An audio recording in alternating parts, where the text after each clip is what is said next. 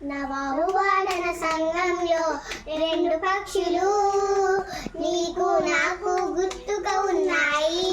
యేసుక్రీస్తు మధురంలో రెండు పక్షులు నీకు నాకు గుర్తుగా ఉన్నాయి.